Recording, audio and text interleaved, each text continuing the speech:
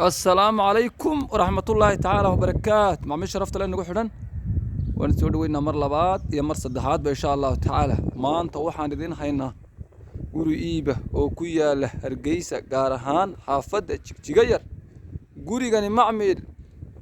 xaafadda Jigjiga ayuu ku yaalaa baska Jigjiga ayaa u dhow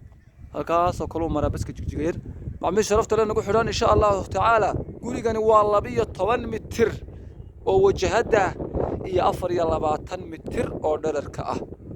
macmiil gurigani waa 4 jiif fadhiga iyo cuntadii iyo qolkii dibadda deyrka laba gaari ayaa galaya waa 12 iyo 24 mitir 6 mitir ayaa dheer insha Allah ta'ala 6 mitir ayaa ka dhiman baloodkii insha Allah ta'ala macmiil sharafta leh nagu xidhan insha Allah ta'ala gurigan ka faa'iideysi waxan insha Allah ta'ala qiimaha waxa laga bilaabay